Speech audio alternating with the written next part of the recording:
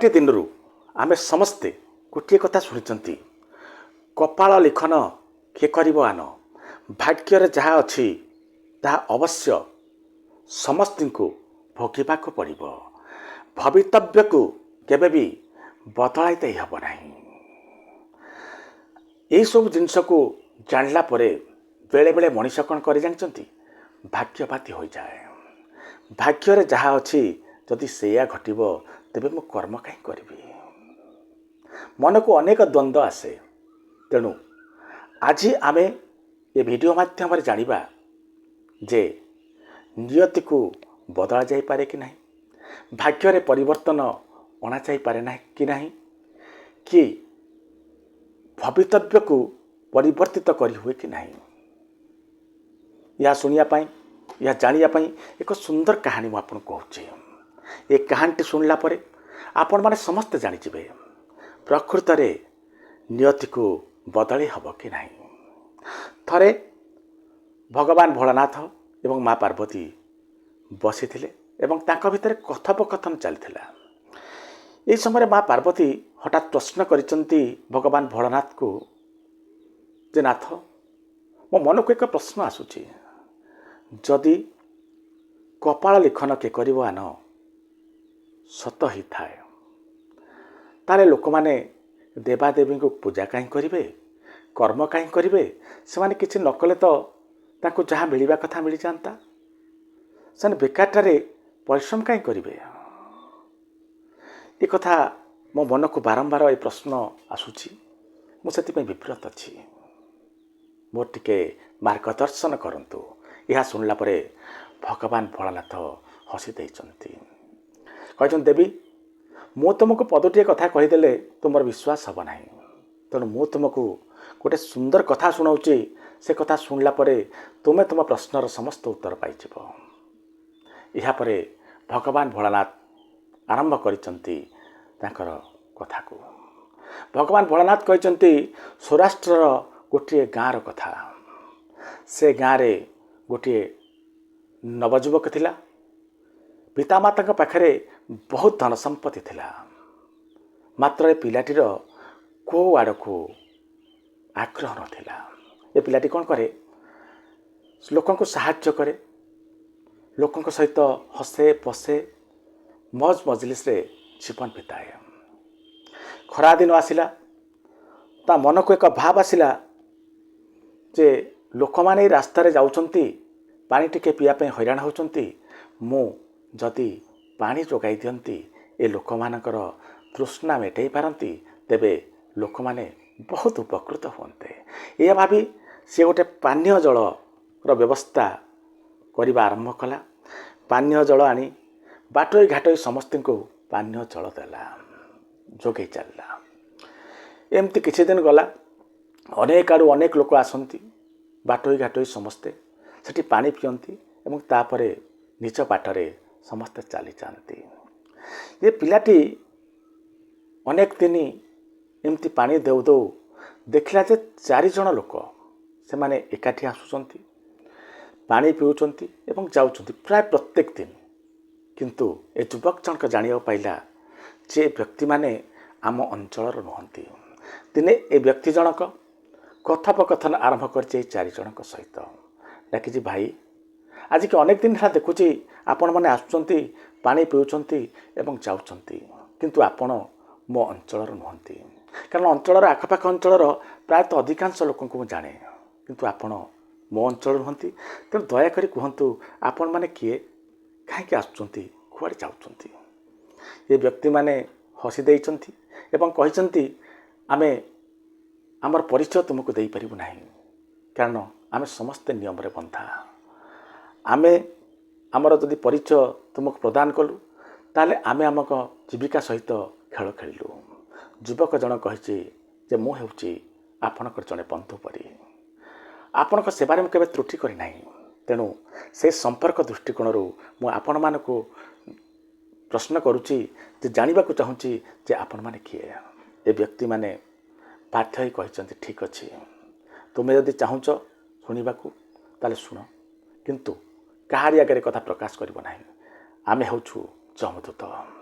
आमे तुम अंचल को एइथि आसुचु आज की अनेक दिन है तुम अंचल प्रत्येक दिन मृत्यु परे मृत्यु होउची आमर कार्य है आत्मा को नहीं जमराज को पाखे पहुँचाइबा से आम आसुचु एवं एक तुम्हें जान आउ कहारी आगे कहब ना आ गोटे कथा मन रख जे तुम्हें एक पर बेसी मुंड न पुरेले भल ये युवक जनक आउ कि कहनी नीरवी जाइए आउ दिने पुणी से मन को आसी एक प्रश्न जे आपण मैने आगुआ कहीं आसुँच ना आमको जना अच्छी ये अंचल किए केबे केतेबेले मरिबो से आम आगुआ आसी एठार उपस्थित हो जाऊँ यापर युवक जन प्रश्न करिछि आपण मान तो मोर बंधु परी आपण मान जदि आगुआ जानी परछुंती किए केतले मरिबो दया करी टिके मते कहिबे मोर मृत्यु केबे यापर ये जो जमदूत गण कहते जे यह कहवा विधिसंगत नुह मृत्यु हबार बहु पूर्व जन लोक जाने तार मृत्यु केबे ते तार जीवन दुर्विषय हो से जीवन जीवा छाड़ी तुम सियाड़ को मुंड पुरा ना ये युवक जन कही ना मु बहुत साहसी युवक मृत्यु को मोर भय ना आपण मैंने दयाकोरी मते कहे जे मु केबे मरिबी मोर मृत्यु केमती हम केतबेले हम यापर से माने संपर्क दृष्टिकोण आ कहते ठीक अच्छे काली आम आसला बेलू तुम प्रश्नर उत्तर देव यह कही से चली जाइए जमदूतगण ता परदिन तले 4 जन आसी पहुँचती ये युवक जनक बहुत उत्सुकतार सह तांको पाखरे पहुँच जाइए 4 जन जाक आखिरे लुह 4 जन जाक कांदुचंती एवं 3 जन कहते जानिच हे युवक तुमर मृत्यु आ बेसी दिन नुह जितेबाला तुम विवाह कर चतुर्थ दिन राति तुम जितेबाला तुम पत्नी पाखक जीव पत्नी पाखरे पहुँचबार ठीक पूर्वर तुमर मृत्यु हम एक कथा कहते से माने कांदुचंती यापर समस्त देखिंट आउ जणिए जमदूत खूब जोरे कांदुचंती ये समस्ते पचारिचंती आमे तो कांदुचु हेले तुम एते जोरे कहीं कांदुच से युवक से जो जमदूत जन कहते कौन कहबी से कथा तुम मैंने देखिच ठीक पढ़िच ठीक जानिच ठीक ता आगु को तुम जाइना ये युवकर मृत्यु हम केमती जानिच सर्पदंशन या मो बंधु बोली भावी हेले बंधु हेले मध्य मु आकर मृत्युर कारण बनबी से लेखा अच्छी जे आंकर जो मृत्यु हम जो साप द्वारा से सापर भूमिका मते ही अवतीर्ण होबाक पड़ो कर्तव्यर आह्वान चाहिए भी ये बंधुटीर जीवन मु बंचाई पारिबी नहीं आमको पानी दे संतुष्ट करिसंती तथापि मते तांको दंशिबाक पड़ो ये हूँ मोर दुखर कारण युवक जन कहते दुख कर ना कर्तव्य तुम्हें पालन कर एथि आदौ मन दुख कर ना यापर 4 जन जाक जमदूत कहते गोटे काम कर तुमर मृत्यु अच्छी केबे जानिच विवाह पर चतुर्थी राति तुमर मृत्यु हम तेणु आमे समस्त अनुरोध तमें तुम विवाह को टाली चल विवाह केबे कर ना ये युवक जन कहते ठीक कथा तो तुम मैंने चाहूच मु विवाह न करे मुझे तुम कथा दूची मु विवाह करी ना समय गड़ी चली पितामाता माने पितामाता 2 जन सबुबले युवक पर प्रेसर करवा आरंभ कर चापा पकड़ आरंभ कर तुम्हें विवाह कर युवक जनक बारंबार विभिन्न आड़ देखाई विवाह को टाली चली समय अतिबाहित अनेक दिन टाळा परे दिने माँ ता पाखक आसी पुओ मोर बहुत आशा थिला मृत्यु पूर्वर तोर विवाह देखा नुआ बोहू को देखापी मो बोहू को देखापी किंतु मो भाग्यर ना मो आज तोर दिन को मोर दिने आज गोटे कथा कह तू विवाह करू कि नहीं जब तू विवाह न कलु काली सकाळु तू तो मार मुह को देखबू ना मु कथा दूची जब तू विवाह करने को मना कलु ताहले निश्चित भाव में मु मो जीवन हारिदेवी एक कथा शुणला परे ये युवक जनक चिंता करिछि जदि विधिर विधान एया तेबे मु पछैबी कहीं माँ चलीज मोपाई मु जड़े पुओ ही ମାର ମୃତ୍ୟୁର କାରଣ କାହିଁ ବନିବି, ବରଂ ନିଜେ ମରିଯିବା ଭଲ। ଏହା ଭାବି ଯୁବକ ଜଣକ ବିବାହର ପାଇଁ ରାଜି ହୋଇଯାଇଛି। ବିବାହ ବହୁତ ଧୁମଧାମରେ ହେଇଛି। ବିବାହ ସରିଛି, ଚତୁର୍ଥ ଦିନର ରାତି ଆସିଛି। ଉତ୍ସବର ମାହୋଲ, ସମସ୍ତଙ୍କ ସହିତ ହସି ମଜାକରେ ପିଲାଟି ସମୟ ବିତେଇଛି, କାରଣ ସେ ଭଲ ରକମ ଜାଣିଛି ଆଜି ହେଉଛି ମୋର ଶେଷ ରାତି।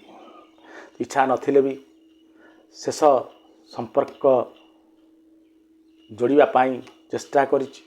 ଲୋକମାନଙ୍କ ମୁହଁରେ ହସ ଫୁଟାଇବାକୁ ଚେଷ୍ଟା କରିଛି। ମନ ଭିତରେ ସେଇ ଗୋଟିଏ କଥା ଯେ ଆଜି ରାତିରେ ମୋର ମୃତ୍ୟୁ ହେବ। ତଥାପି ସେ କାହାକୁ ଜଣାଇବାକୁ ଦେଇନି ଯେ ମୁଁ ଆଜି ମରିବାକୁ ଯାଉଛି। ନର୍ମାଲି ସମସ୍ତଙ୍କ ସହିତ ସାଧାରଣ ଭାବରେ ସମସ୍ତଙ୍କ ସହିତ ମିଶିଛି। ମିଶିଲା ପରେ ସବୁ ଭୋଜିଭାତ ସରିଛି। ସମୟ ଆସିଛି ପତ୍ନୀଙ୍କ ପାଖକୁ ଯିବାକୁ। ପତ୍ନୀଙ୍କ ପାଖକୁ ଯିବା ପାଇଁ ସିଡ଼ି ଚଢ଼ୁଛି। ପତ୍ନୀ ତେଣେ ସଜେଇ ହୋଇ ଠିଆ ହୋଇଛନ୍ତି ଯେ ପତି ଆସିବେ, ତାଙ୍କୁ ମୁଁ ସ୍ୱାଗତ ଜଣାଇବି। ସୁନ୍ଦର ଢଙ୍ଗରେ ସଜ୍ଜିତ ହୋଇ ପତ୍ନୀ ଠିଆ ହୋଇଛି। ବିଭିନ୍ନ ପ୍ରକାର ଖାଦ୍ୟ ସାମଗ୍ରୀ ମଧ୍ୟ ଘରେ ରହିଛି ପତ୍ନୀଙ୍କ ପାଖରେ। ସ୍ୱାମୀ ଆସିଲେ ସ୍ୱାଗତ କରିବି ଏବଂ ତାଙ୍କୁ ଖାଇବାକୁ ଦେବି। ପିଲାଟି ଯୁବକ ଜଣକ କ'ଣ କରିଛି, ସିଡ଼ି ଚଢ଼ି ଚାଲିଛି। ଯେତେବେଳେ 6 ନମ୍ବର ସିଡ଼ି ପାଖରେ ପହଞ୍ଚି ସେ ଦେଖିଦେଇଛି ସର୍ପକୁ। ଜାଣିଯାଇଛି ଯେ ସର୍ପ ଆଉ କେହି ନୁହଁ, ସେଇ ମୋ ସାଙ୍ଗ ଯମଦୂତ ଜଣକ। ସାଙ୍ଗେ ସାଙ୍ଗେ କହିଛି, ବନ୍ଧୁ ଆସିଗଲ ବିଧିର ବିଧାନକୁ ସଫଳ ରୂପାୟିତ କରିବା ପାଇଁ, ଆଉ ଡେରି କାହିଁକି? ଆସ ବନ୍ଧୁ, ତୁମେ ମୋତେ ଦଂଶନ କର, ମୋର ଜୀବନ ନେଇଯାଅ। ସାପଟି କହିଛି, ଯମଦୂତ ବେଶ ସାପ, ଯେ ମୁଁ ତୁମର ମୃତ୍ୟୁର କାରଣ ହେଇପାରେ। ମୁଁ ତୁମର ଯାହା ହେଲେ ବି ବନ୍ଧୁ। ତୁମର ମୃତ୍ୟୁ ଠିକ୍ 12ଟା ବେଳେ ଅଛି। ବର୍ତ୍ତମାନ 11:30। ବର୍ତ୍ତମାନ ମୁଁ ତ ଦଂଶିବି, ଅର୍ଥ ତୁମେ 30 ମିନିଟ୍ କାଳ କଷ୍ଟ ପାଇବ ଏବଂ ମୁଁ ତୁମକୁ ସେ କଷ୍ଟ ପାଉଥିବା ଅବସ୍ଥାରେ ଦେଖିବାକୁ ପଡ଼ିବ ମୋତେ। ତେଣୁ ମୁଁ କେବେ ବି ଚାହିଁବିନି ମୋ ବନ୍ଧୁ ଏତେ କଷ୍ଟ ପାଉ ବୋଲି। ତେଣୁ ଗୋଟେ କାମ କରିବା, 12ଟା ବାଜିବାକୁ 2 ମିନିଟ୍ ଥିବ, ମୁଁ ତୁମକୁ ଦଂଶିବି। ମାତ୍ର 2 ମିନିଟ୍ ଭିତରେ ତୁମ ଜୀବନ ଚାଲିଯିବ, ତୁମକୁ କଷ୍ଟ ହେବନି। ବନ୍ଧୁ ହିସାବରେ ମୁଁ ତ ଏତିକି କରିପାରିବି। ତେଣୁ ଏତିକି ସମୟ ଆମ ହାତରେ ରହିଲା, ଚାଲ କିଛି ଗପସପ ହେବା। ଏ ବାପା ପରେ 2 ଜଣ ସାଙ୍ଗ ଗପସପ ହେଇଛନ୍ତି। ଏ କଥୋପକଥନ ଭିତରେ ସମୟ ଅତିବାହିତ ହେଇଛି। ଏହି ସମୟରେ 11:45 ହେଇଯାଇଛି। ଏହାପରେ ଯୁବକ ଜଣ କହିଛି, ବନ୍ଧୁ ମରିବାକୁ ତ ପଡ଼ିବ, ତେବେ ଆଉ ଯେଉଁ ଅଳ୍ପ ସମୟ ମୋ ହାତରେ ରହିଲା, ଏତିକି ସମୟ ମୁଁ ଟିକେ ଭଜନ କୀର୍ତ୍ତନ କରୁଛି।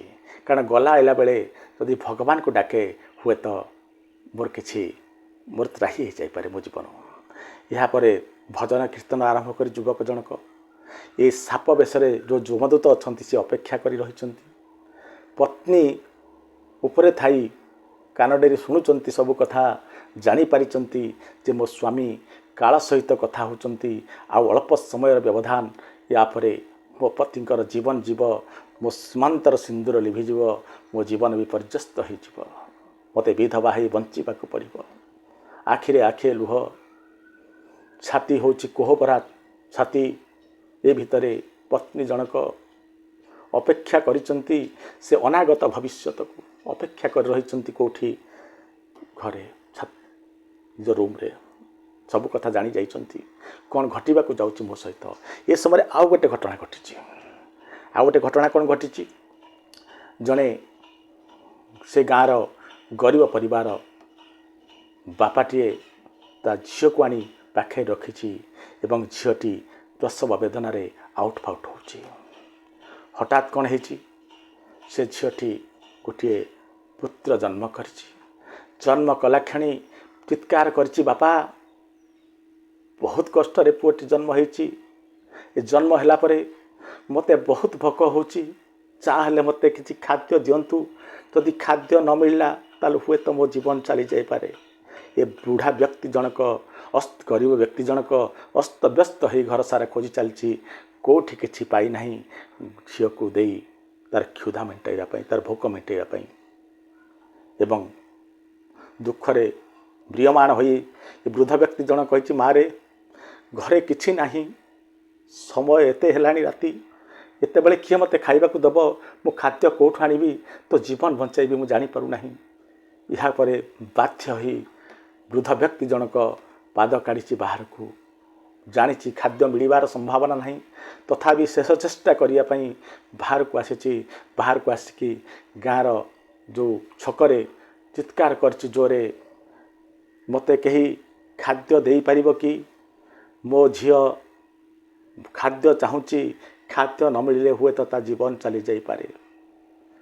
ଏ କଥା କ'ଣ ହେଇଛି, ସେ ନବବିବାହିତ ବୋହୂର କାନରେ ବାଜିଛି। ବୋହୂଟି ଚିନ୍ତା କରିଛି ଯେ ଯାହାଙ୍କ ପାଇଁ ମୁଁ ଏତେ ଖାଦ୍ୟ ସଜେଇ ରଖିଥିଲି, ସେ ତ ଏ ଖାଦ୍ୟ ଖାଇବାକୁ ଏ ଦୁନିଆରେ ନଥିବେ, ମୋ ପାଖରେ ପହଞ୍ଚିବା ପୂର୍ବରୁ ତାଙ୍କ ଜୀବନ ଚାଲିଯାଇଥିବ। ଏ ଖାଦ୍ୟ ଯଦି ମୁଁ କାହାକୁ ଦେଇଦିଏ, ଯଦି ତାର ଜୀବନ ବଞ୍ଚିଯିବ, ତାହେଲେ କିଛି ତ ପୁଣ୍ୟ ହେବ। ଏହା ଭାବି ନବବିବାହିତ ବଧୂ ଜଣକ ଘରର ସିଡ଼ିର ଆଉ ଗୋଟେ ସିଡ଼ିରେ ଓହ୍ଲେଇ ବାହାରକୁ ଯାଇଛନ୍ତି ଏବଂ ଏ ବୃଦ୍ଧ ବ୍ୟକ୍ତି ଜଣକୁ ଖାଦ୍ୟ ସାମଗ୍ରୀ ଦେଇଛନ୍ତି। ଏହାପରେ ଖାଦ୍ୟ ସାମଗ୍ରୀ ନେଇ ବୃଦ୍ଧ ବ୍ୟକ୍ତି ଜଣକ ଦୌଡ଼ି ଦୌଡ଼ି ଆସି ଘର ପାଖରେ ପହଞ୍ଚିଛନ୍ତି। ନିଜ ଝିଅକୁ ଖାଦ୍ୟ ଦେଇଛନ୍ତି। ଏତେ ଗୁଡ଼ିଏ ଖାଦ୍ୟ ଦେଖି ତାଙ୍କ ଝିଅଟି ଚକିତ ହୋଇଯାଇଛି ଯେ ଏତେ ରାତିରେ ଏତେ ଖାଦ୍ୟ କେଉଁଠୁ ଆସିଲା। ଏ ବୃଦ୍ଧଙ୍କୁ ପଚାରିଛି, କିଏ ଦେଲେ ତୁମକୁ ଏତେ ବଢ଼ିଆ ଖାଦ୍ୟ? ଏ ବୃଦ୍ଧ ଲୋକ ଜଣ କହିଛନ୍ତି, ମୁଁ ଜାଣିନାହିଁ, ମୁଁ ତାଙ୍କୁ ଚିହ୍ନି ନାହିଁ, କିନ୍ତୁ ତାଙ୍କ ବେଶଭୂଷା କହୁଥିଲା ସେ ଜଣେ ନବବଧୂ। ଏ ଝିଅ ଜଣକ ଖାଦ୍ୟ ଖାଇସାରିଲା ପରେ କହିଛି, ବାପା ତୁମେ ଜାଣିନାହଁ କି ମୁଁ ଜାଣିନାହିଁ ସେ ମହିଳା ଜଣକ କିଏ ବୋଲି। ଯିଏ ବି ହେଇଥାନ୍ତୁ, ତାଙ୍କ ସୀମାନ୍ତର ସିନ୍ଦୂର ସେମିତି ସବୁଦିନ ପାଇଁ ଅକ୍ଷୁର୍ଣ୍ଣ ରହୁ, ଏକଥା ଏ ଝିଅଟି କହିଛି। ଏହାପରେ ସମୟ ଆସିଯାଇଛି। ସମୟ 12ଟା ବାଜିଛି। ସାପ ଯେଉଁ ଯମଦୂତ ସାପ ବେଶରେ ଥିଲେ, ସେ ତାଙ୍କ କର୍ତ୍ତବ୍ୟ କରିବା ପାଇଁ ଆଗେଇ ଯାଇଛନ୍ତି। କହିଛନ୍ତି, ବନ୍ଧୁ ସମୟ ହେଇଗଲା, ମୁଁ ଚାହିଁଲେ ବି ଆଉ ତୁମକୁ ବଞ୍ଚେଇ ରଖିପାରିବି ନାହିଁ, ଇଚ୍ଛା ନାହିଁ, ତଥାପି କର୍ତ୍ତବ୍ୟର ଆହ୍ୱାନ, ମୁଁ ନିଶ୍ଚିତ ଭାବରେ ତୁମକୁ ଦଂଶନ କରିବି। ଏହାପରେ ଯୁବକ ଜଣକ ହାତ ମେଲି ଦେଇଛନ୍ତି, ଆସ ବନ୍ଧୁ, ଆସ ଦଂଶନ କର, ମୋ ଜୀବନ ନେଇ ଚାଲିଯାଅ। ଏହାପରେ ସାପ ଯାଇଛି। ଏ ଯମଦୂତ ବି ସାପ ଜଣ ବାରମ୍ବାର ଚୋଟ ମାରିଛି। ଚୋଟ ମାରିଲା ପରେ ମଧ୍ୟ ଯୁବକ ମୁହଁରେ ସେମିତି ହସ ଅଛି, ମୃତ୍ୟୁ ହେଉନାହିଁ। ଏବଂ ଏହା ଦେଖି ସେ ସାପ ମଧ୍ୟ ଆଶ୍ଚର୍ଯ୍ୟ। ମୁଁ ହେଉଛି କାଳ, ଯାହାକୁ ଥରେ ଦଂଶେ ସିଏ ଆଉ ବଞ୍ଚେ ନାହିଁ। କିନ୍ତୁ ବନ୍ଧୁ ତୁମେ ମରୁନ କାହିଁକି? ମୁଁ ଜାଣିପାରୁନାହିଁ କ'ଣ ହେଉଛି ଘଟଣା। ବାରମ୍ବାର ଦଂଶନ କଲା ପରେ ମଧ୍ୟ ସାପଟି ଥକି ପଡ଼ିଛି ଏବଂ ସିଏ ଭାବୁଛି ଯେ ବୋଧେ ଏଥିରେ କିଛି ଗଡ଼ବଡ଼ ଅଛି। ସିଧା ଯାଇଛି ଯମରାଜଙ୍କ ପାଖକୁ ଏବଂ ଯମରାଜଙ୍କୁ ସବୁ କଥା କହିଛି ଯେ ମୋର ଗୋଟିଏ ଦଂଶନ ପରେ ମଧ୍ୟ ଗୋଟେ ସେକେଣ୍ଡ କେହି ବଞ୍ଚିବା କଷ୍ଟ ହୋଇଥାଏ। ଆଜି ଏତେ ଥର ମାରିଲା ପରେ ମଧ୍ୟ, ଦଂଶନ କଲା ପରେ ମଧ୍ୟ ମୋ ଦଂଶନ କାହିଁ କାମ ଦେଉନି, ବିଷ କାହିଁକି ସେ ବ୍ୟକ୍ତି ଉପରେ ଚଢ଼ୁନାହିଁ। ଯମରାଜ କହିଛନ୍ତି, ମୁଁ ବି ଜାଣିପାରୁନାହିଁ, ଚାଲ ଆମେ ଭଗବାନ ବିଷ୍ଣୁଙ୍କ ପାଖକୁ ଯିବା। ଭଗବାନ ବିଷ୍ଣୁଙ୍କ ପାଖକୁ ରାତି ଅଧରେ ଯାଇ କବାଟ ବାଡ଼େଇଛନ୍ତି ଏବଂ କହିଛନ୍ତି, କ୍ଷମା କରିବେ, ଆମେ ଆପଣଙ୍କୁ ହଇରାଣ କଲୁ, କିନ୍ତୁ ଏମିତି ଏକ ସମସ୍ୟା ଅଛି ଯାହାର ସମାଧାନ ପାଇଁ ଆମେ ଆପଣଙ୍କ ପାଖକୁ ଆସିଛୁ, ଆପଣ ଟିକେ ସମସ୍ୟାର ସମାଧାନ କରନ୍ତୁ। ଭଗବାନ ବିଷ୍ଣୁ କହିଛନ୍ତି, କ'ଣ ହେଇଛି ନା, ଜଣେ ବ୍ୟକ୍ତିର ମୃତ୍ୟୁ ଥିଲା ଠିକ୍ 12ଟା ବେଳେ। ବାରମ୍ବାର ଦଂଶନ କଲା ପରେ ମଧ୍ୟ ମୋର ଦୂତ ତଥାପି ସାପ ବେଶରେ ତଥାପି ତାର ମୃତ୍ୟୁ ହେଲା ନାହିଁ। କ'ଣ ପାଇଁ? ବିଧିର ବିଧାନ ବିଗିଡ଼ିଗଲା, ମୁଁ ଜାଣିପାରୁନାହିଁ। ଭଗବାନ ବିଷ୍ଣୁ ହସି ଦେଇଛନ୍ତି, କହିଛନ୍ତି, ତୁମେ ଜାଣିନାଅ, ତୁମେମାନେ ମୃତ୍ୟୁର ଦେବତା ହେଇପାର, ହେଲେ ପ୍ରକୃତ ମେନ୍ସୁଇସ୍, ପ୍ରକୃତ କାମ ମୁଁ କରିଥାଏ। ଯେତେବେଳେ ତୁମର ସାପ ତାକୁ ଦଂଶିଲା, ତା ଠିକ୍ ପୂର୍ବରୁ ଏକ ଘଟଣା ଘଟିଗଲା। ଏ ଯେଉଁ ପତ୍ନୀ ଜଣକ, ନବବିବାହିତ ବୋହୂ ଜଣକ ଖାଦ୍ୟ ଦେଇ ଜଣକର ଜୀବନ ବଞ୍ଚାଇଲା। ଦୁଇଟି ଜୀବନକୁ ସେ ବଞ୍ଚାଇଲା, ଯେଉଁଥିପାଇଁ ଖାଦ୍ୟ ଖାଇସାରିଲା ପରେ ସେ ଯେଉଁ ଯାହାକୁ ଖାଦ୍ୟ ଦେଇଥିଲା, ସନ୍ତୁଷ୍ଟିର ସହିତ ତାଙ୍କ ହୃଦୟରୁ ଆବାଜ ଆସିଲା, ଯିଏ ଖାଦ୍ୟ ଦେଇଛି ତାର ସୀମାନ୍ତର ସିନ୍ଦୂର, ତାର ମଥାର ସିନ୍ଦୂର ସେମିତି ଅକ୍ଷୁଣ୍ଣ ରହିଥାଉ। ତାଙ୍କର ଆଶୀର୍ବାଦ କାରଣରୁ ତାଙ୍କର ମୃତ୍ୟୁ ହେଲା ନାହିଁ। ତାଙ୍କୁ ମୁଁ ଜୀବନଦାନ ଦେଲି ଯେ 100 ବର୍ଷ ପର୍ଯ୍ୟନ୍ତ ବଞ୍ଚିବେ ବୋଲି। ତେଣୁ ତୁମେ ଚେଷ୍ଟା କଲେ ମରିଥାନ୍ତେ କେମିତି? ଯମରାଜ ଚୁପଚାପ ଫେରି ଆସିଛନ୍ତି। ଏ ସାପ ବେଶରେ ଥିବା ଯମଦୂତ ବହୁତ ଖୁସି ହୋଇଛନ୍ତି। ଏହାପରେ भगवान शिव कहते देखिल तो देवी जदि कर्म ठीक करागला जदि क्या टिके प्रकृत क्षुधा समय रे भोजन दिगला एवं भगवान भजन कीर्तन करागला केमती भाव में नियति को परिवर्तित करी हुए। तेणु ए लोक माने बुझंती नहीं, भगवान पूजा करती नहीं, भगवान पर विश्वास रखती नहीं एवं कर्म करी क्या जीवन में नुआकरी गोटे किसी सफलता आनीदे को चेष्टा करती क्या जीवन बंचा चेष्टा कर जदि कहीं एपरी कला तो निजर कर्म भल कला एवं लोक मान को साहाय्य सहानुभूति देखैला लोक मान सेवार समय बितेला तापाई नियति मध्य बेले बेले परिवर्तित हवा को बाध्य होता है। देखले दर्शक बंधु नियति को मध्य परिवर्तन करा जाय पारे। ए गप माध्यम रे आपण सब किछ जानी गले। रहुची आगामी वीडियो रे पुनः देखा हबो। से पर्यंत नमस्कार।